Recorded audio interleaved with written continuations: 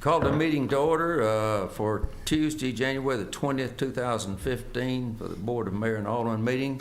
I'm Bob Kirk. I'm sitting in for the mayor. He's going to be a little late. He'll be in just a few minutes. He had to go see his daughter do some cheering or something, and he'll be in just a few minutes. But we'll get the meeting started, and in the meantime, he will come in.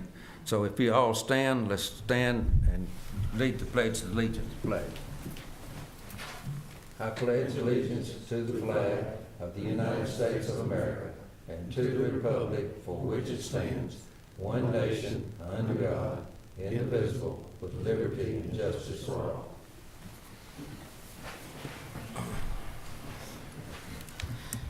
Terry Glover has our prayer tonight. Terry.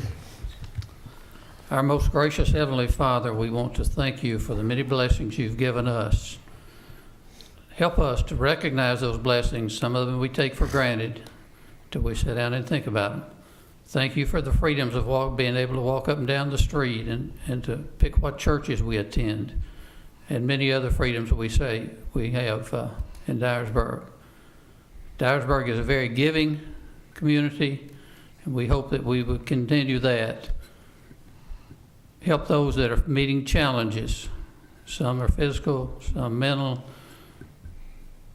and there are many emotional challenges that people are ready to be with them and guide them. Help this board as we make decisions. Be with us and guide us. In Jesus' name we pray. Amen. Amen. Thank you, Terry. Mr. Recorder, show all the board members are present. And I certainly want to welcome all of our new board members for the first official meeting of this new term, and we're glad to have you. I need a motion for the approval of minutes. So moved. Motion been made by Kevin. Second? Second. Second, but what's your name? Yes, and all in favor say aye. Aye. Opposed, like sign. Motion carries. Unfinished business. Any unfinished business? New business. You all have a copy of the attorney invoice. Have you had time to review it? Yes. Any questions? Comments? I have a question or two, but the mayor isn't here yet. Ms. Carnot, maybe, if you don't mind, I think you're going to address an issue a little later on, and maybe it pertains, one of the issues that I have a question about is I'll answer it if I can, Mr. Kirk. Pardon? I'll answer it if I can. Okay. On the billing, there's a charge or two or three for Bo the dog to go to the vet, as I understand it. And is that... The vet charges were paid by Mr. Higgins. He did, in fact, I was going to address that in a little bit, but the dog was heartworm positive. Okay. You're going to address... Yes, sir. Okay. But the city did not pay that cost. Okay. All right. That's what I asked a question about. Okay. Thank you. And You're welcome. if we'll ask you to be on the agenda in just a few minutes and talk about Thank you, Mr. Kirk. that issue. Thank you. Any other questions or comments about the attorney invoice? If not, do I hear a motion to approve? So moved. Motion been made. Do I hear a second? Second. Motion been made and seconded. Any further discussion? All in favor say aye. Aye. All opposed? Motion carries. Next item on the agenda is bids for Greg Williams.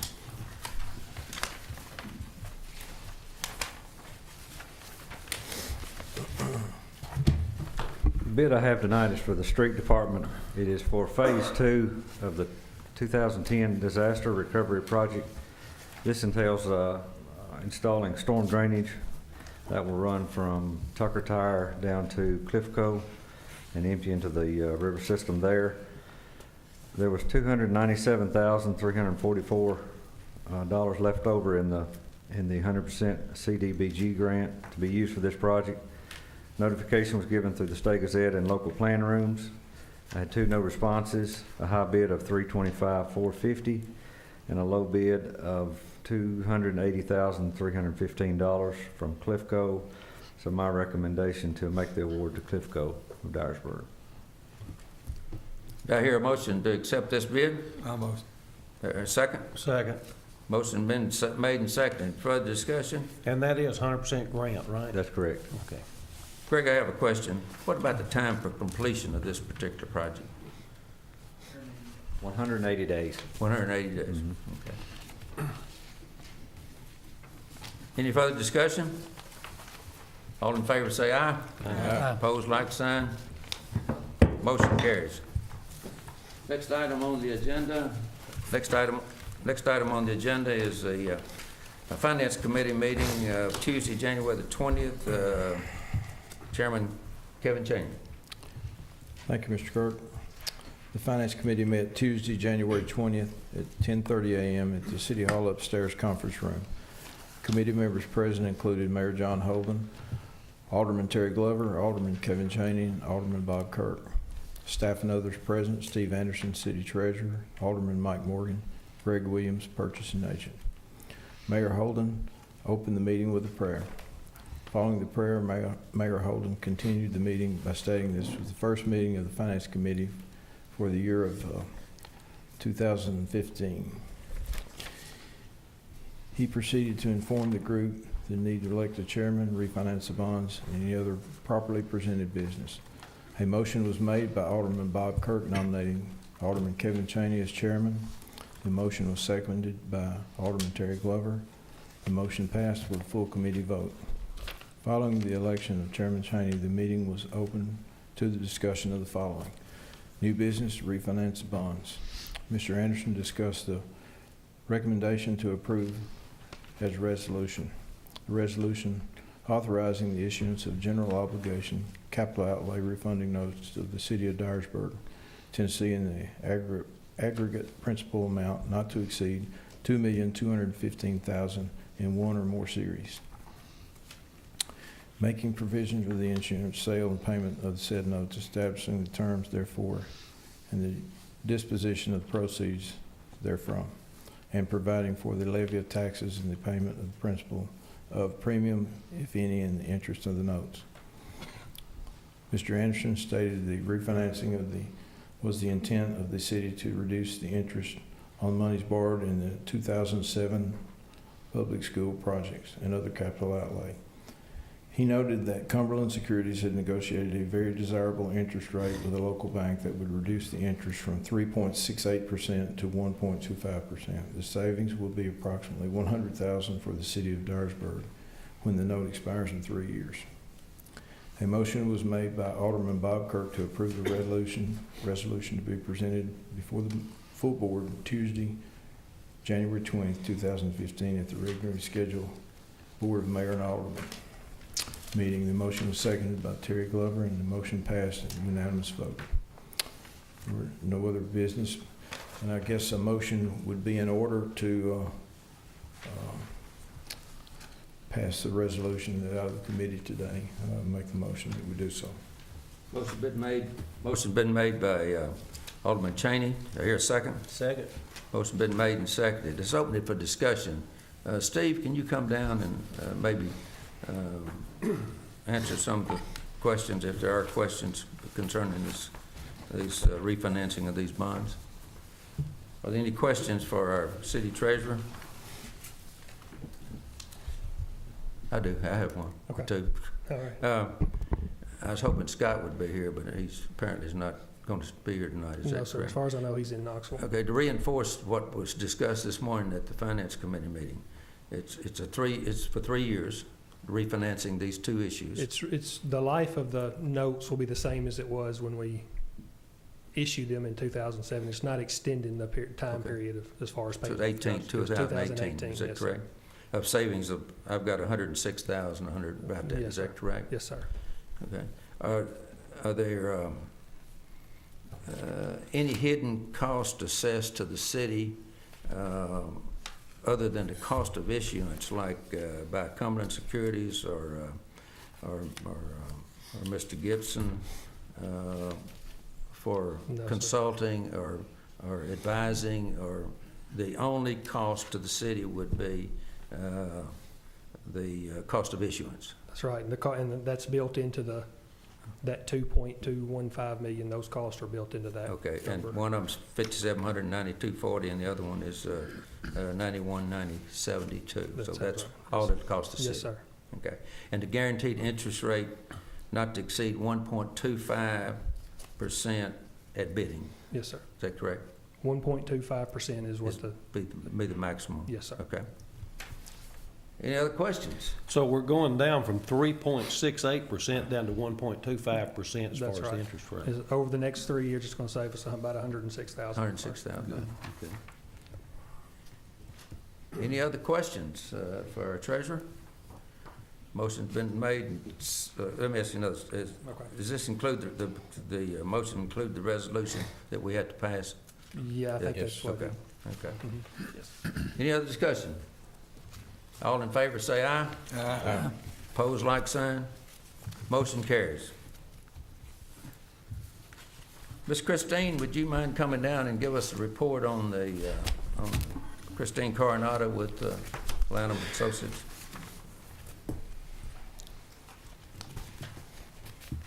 Okay, Mr. Kirk, impose on me to pass these out for board members. Absolutely.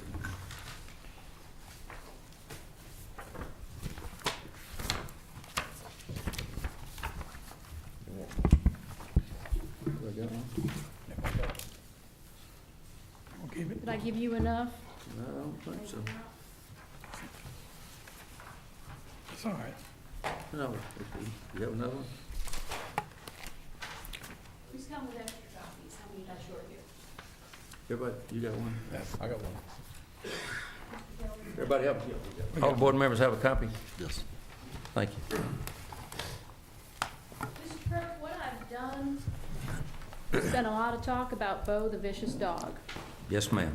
I have prepared a summary and a timeline for all the board members, but especially in mind with our new board members who might not have been reading the newspaper or the social media and keeping up with the case. There's been quite a lot happening pending in 2 different courts right now.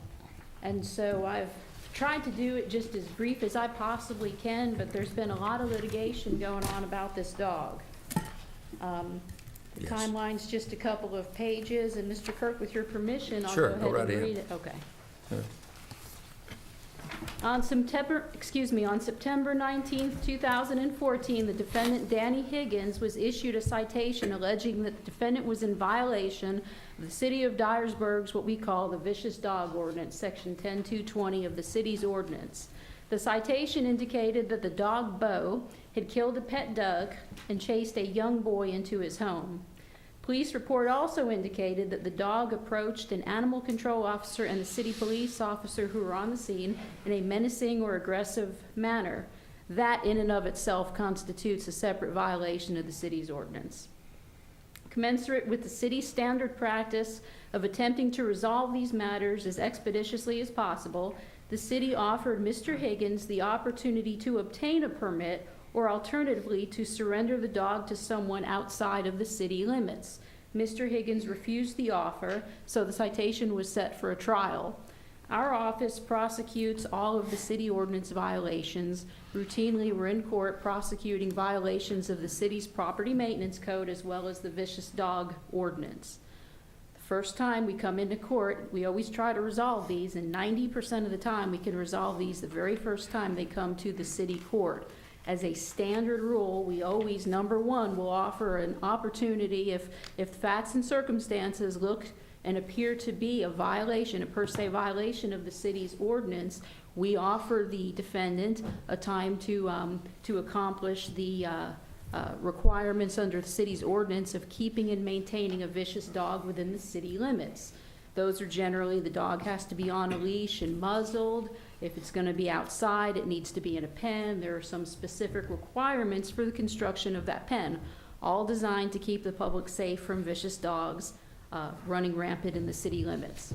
Second thing we always also offer is to send the dog outside of the city limits. A lot of times, if the person doesn't have the financial means to comply with the ordinance, they'll send the dog to a relative in Ripley or, someone in East Tennessee, wherever. As long as the dog's not in the city limits, we have no no interest in prosecuting the defendant. And I just want to stress, because I'll confess to you, I've a time or two looked on social media and followed the case. I don't read it every single day, but I do look at it from time to time. And I have never seen in social media where that was explained. So Mr. Higgins was treated exactly like all of the defendants are treated that we prosecute in prosecuting the city's ordinance. Okay. So since Mr. Higgins refused our offers, the case was set for a hearing on October 8th this past year in front of Judge Dean Dedman in the municipal court. At the conclusion of the hearing, the court found that the dog was indeed a vicious dog as defined by the city ordinance. At that point, the court advised the defendant if he wanted to keep the dog, he'd have to comply with the provisions of the ordinance where Mr. Higgins could obtain a permit to maintain a vicious dog within the city limits. Mr. Higgins advised the court that he could not comply with the ordinance because of the cost involved. Let me just back up. One thing in the ordinance that we require is a $50,000 policy where the city is an additional insured under the policy of insurance. So if the city were ever sued, there would be insurance money to pay. And he said he couldn't do that. As a result of Mr. Higgins declining to comply with the ordinance provisions for maintaining a vicious dog, the court ordered that Bo be euthanized on October 21st of last year. The court did waive the fine and court costs, but the court ordered Mr. Higgins to pay the fees assessed by the Humane Society for caring for Bo. Presently, that's $12 a day, and they also charge a $25 pickup fee. On October 10th this past year, the city of Dyersburg filed an ex parte petition to stay the order of the court as to the date for euthanizing Bo. City filed this petition in response to the numerous calls to City Hall and to our office from concerned animal lovers who expressed an interest in adopting Bo rather than seeing him euthanized. So the city did ask the city judge, and city judge granted a 30-day stay, hoping that the dog could be adopted out. That didn't happen. On October 17th, the defendant filed a notice of appeal in the city court, but he failed to file a $250 bond, which is required by Tennessee law. As a result of Mr. Higgins' failure to properly file this bond, the appeal was not perfected in the circuit court. On October 17th, the defendant also filed a petition for the issuance of a mandatory injunction in the circuit court of Dyer County. The appeal from the municipal court to circuit court as of right needs to occur within 10 days, and that's if any defendant is unhappy with the result they receive in city court, they have an automatic appeal to the circuit court in front of Judge Lee Moore. On October 24th, 2014, the city filed in the Circuit Court of Dyer County a motion to dismiss the defendant's appeal for lack of subject matter jurisdiction based upon the fact that the defendant failed to file the $250 bond. On November 20th, 2014, Mayor, can I have a copy of this? On November 20th, 2014, the Circuit Court held a hearing on the city's motion. The court agreed with the city and granted the city's motion to dismiss the defendant's appeal for lack of subject matter jurisdiction. Also on November 20th, 2014, following the circuit court's ruling in open court, the defendant filed what's called a motion for an interlocutory appeal and stay. Circuit Court granted the defendant an interlocutory appeal and stayed the euthanasia of the dog Bo pending the appeal. The interlocutory appeal was for the purpose of the defendant filing in the Court of Appeals for the Western District in Jackson, where our illustrious Judge Stephen Stafford sits on the Court of Appeals. Granted 10 days for that to be done, or actually didn't spell that out in the order, but the rules say that the appeal needs to be perfected within 10 days.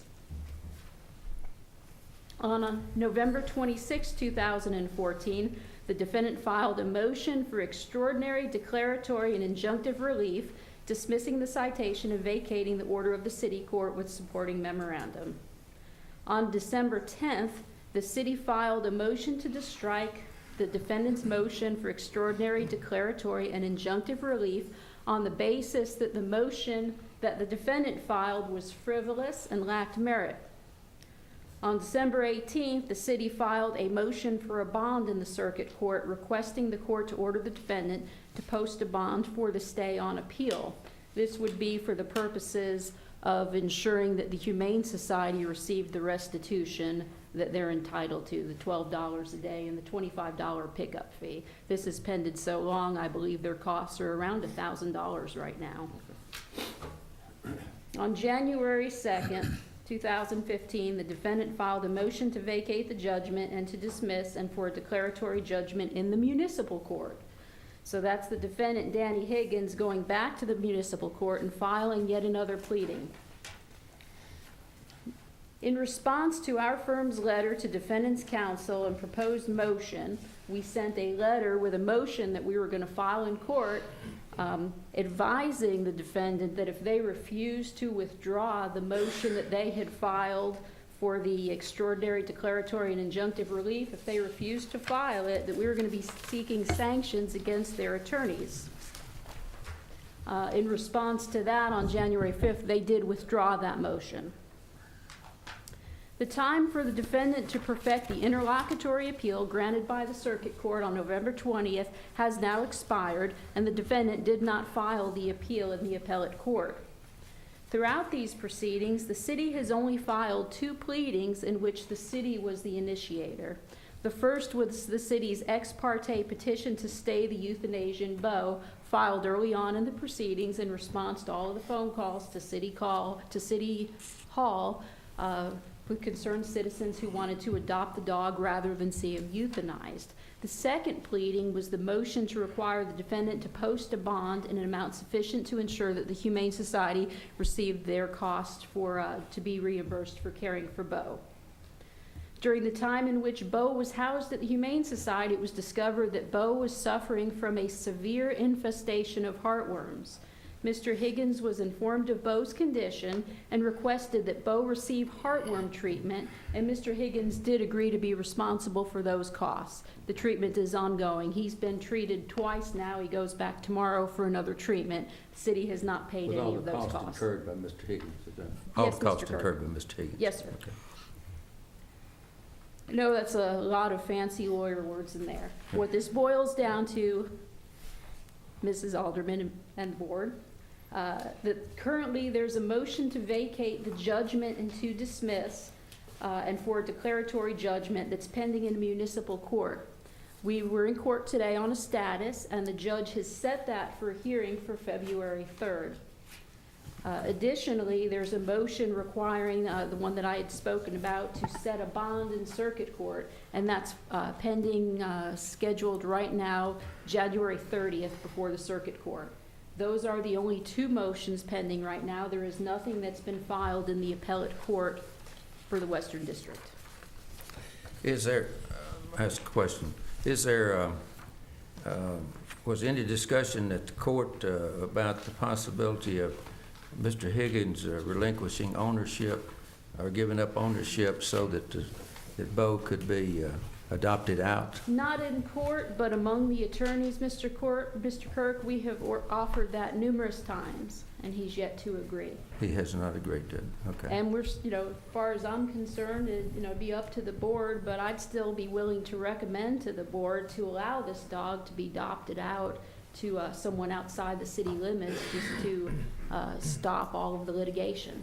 And also another question, is it possible that the dog could be fostered out to someone to take care of it until this is resolved in court?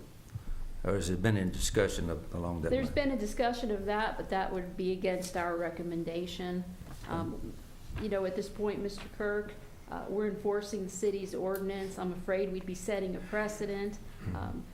Again, I confess I do read some of the social media. There's been talk about someone trying to get the dog just so they can return it to Mr. Higgins. So because of all of that, because the dog is safe and healthy where he's housed right now, I just recommend that he stay there. And the question of constitutionality of our ordinance. Y'all That's researched been- that? We have researched that, Mr. Kirk. That's an issue that may come up if the If the municipal court were to find that they had subject matter jurisdiction, I can tell you that at this point, it hasn't been brought up in anything that we're litigating. It's been brought up on this second new pleading that was filed in the municipal court. Thank you for this report. Are there any questions from board members? Yes, on this hearing on January the 30th, Yes, sir? what if he doesn't post the bond or is unable to on that particular, where do we stand then? That issue, Mr. Kirk, Mr. Cheney, may be moot now since the time to appeal, to perfect his appeal has passed. We may file something in the next few days that will answer that question. I'm trying very hard to not comment on anything we have pending.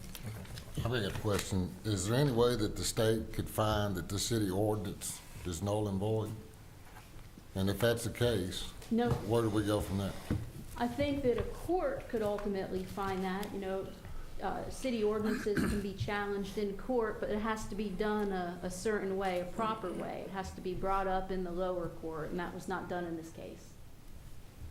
They've tried to challenge the constitutionality of the city's ordinance on the second pleading that was filed, and the city's position on that is that the municipal court has no subject matter jurisdiction to decide that, based on what's been filed so far.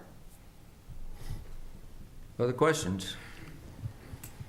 It sounds like that it's back in the city court then to be something resolved in February, is that? It has been filed again in the city court, Yeah. Mr. Kirk, Yeah. but our position is the city court has no subject matter jurisdiction. Yeah. City court lost its subject matter jurisdiction after the first 10 days elapsed, and then although the appeal was not filed correctly, if it were, then the circuit court would have had jurisdiction over this case. Yeah. But the appeal was not filed correctly by Mr. Higgins. Other questions by board members about Bo? Yeah, I do. And I'm new, and I've been social media, I've seen it. And is it true to say that if Mr. Higgins changed and said, I want to go by the vicious dog policy, pay the fees, and can he get Bo back if he builds a pen or whatever at his house? The board, of course, would have to be agreeable to that. But, it's been offered to, and we've, multiple times before this litigation escalated, we did offer that as an alternative, and he's refused everything that we've offered, Mr. Morgan. Yeah. So this is the same vicious dog policy that we just used on the dog that attacked the canine animal and... Yes, sir. Correct. And Mr. Baltimore, you're referring to, to Mr. Baltimore, and we handled that last week. And again, something like that, just like 90% of these vicious dog ordinance violations, we handle the first time it comes to court. Mr. Baltimore agreed to the violation. He paid restitution to the vet for the injuries to the canine dog, and he sent the dog out of town. We always offer that rather than engaging in any protracted litigation. We're happy just to send those vicious dogs and let another county deal with them. As long as they're not here, the ordinance was drafted in such a way to protect the citizens of Dyersburg. I'm sure Mr. Kirk remembers, there were many attacks. There was a process server that was attacked by a vicious dog and received about 50 stitches, if I remember correctly. Yes. There was a little girl that received some really bad injuries. At one time, the city had a huge problem with vicious dogs running in pack, a lot of it out on the east side of Dyersburg. And I'm not saying that we still don't have strays out there, but to a large part, that ordinance has worked beautifully for the city. Well, all of us, I've had lots of calls, and I know a lot of us have, and social media is just, and the mayor's got boxes and boxes and boxes of letters and cards from all across the country, and the quicker that it can be resolved, the better off we'll all be. It's for this community and for the interest of the pet owners and the dog, of course, and that's. I agree with that, Mr. Kirk. I'm glad to see you come and give us a report, and hopefully in February we'll see what the result is at that time. Yes, sir. Other questions? Oh, hi, Mayor. Hello, Mr. Carter. Thank you, Christine. Thank you. Appreciate it.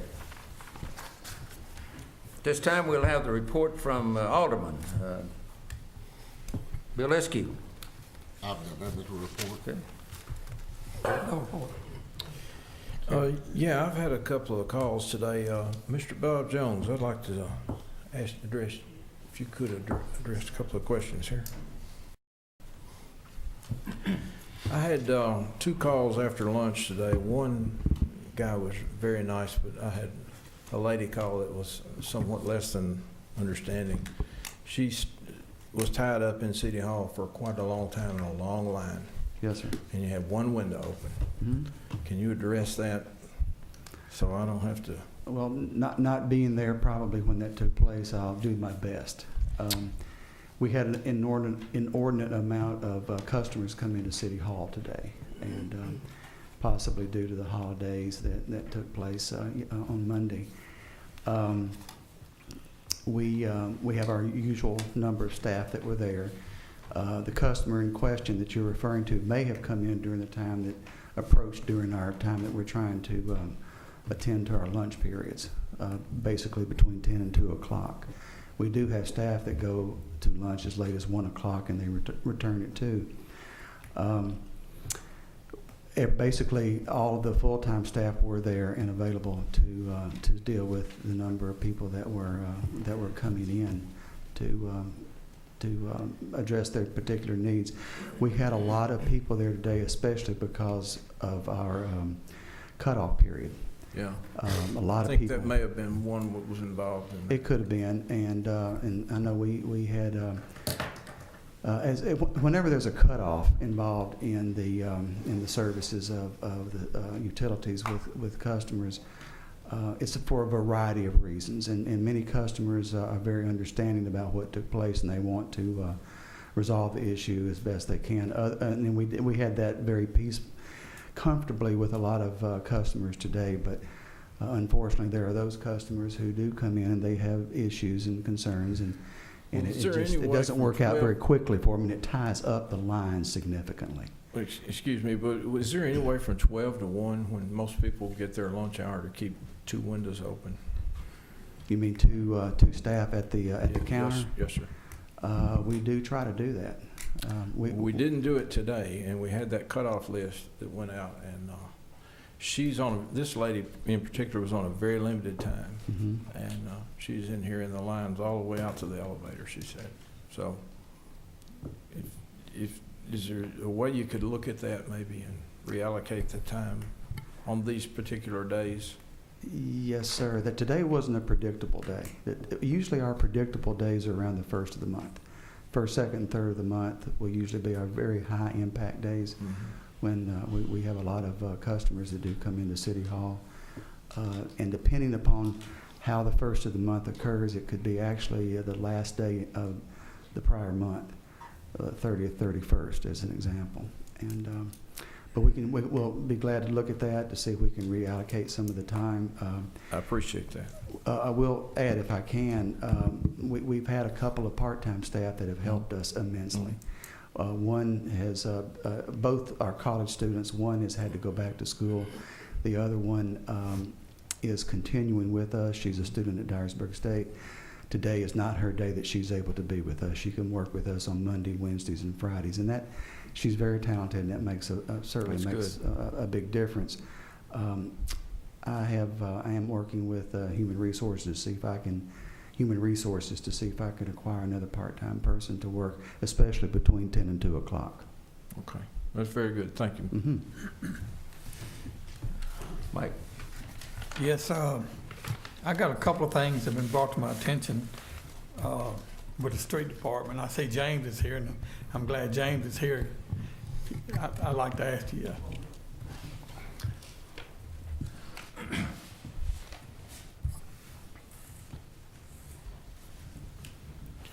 I noticed on, I think it was Church Street, they just had a major water leak, I think, and y'all fixed it. And it looks really good. I don't know if you're using a different kind of coal mix. Yes, sir, we are. We're trying a new mix. The mix we was using won't stay in water. We had a guy from Jonesboro come down, and give us some test bags, and we tried it, and it worked real good. So we bought a load of it, and it's working real good. Yeah, it looked really good on Church and Road. And my point is, I rode down East Tickle Street. And, you know, East Tickle up toward St. John, that's, the ambulance travels that route every day, Right. going and coming. And there's really 2 bad spots there. I think they repaired water leaks, and they have to slow down. Or they If they cut don't, they bounce the oak patient cuts. everywhere.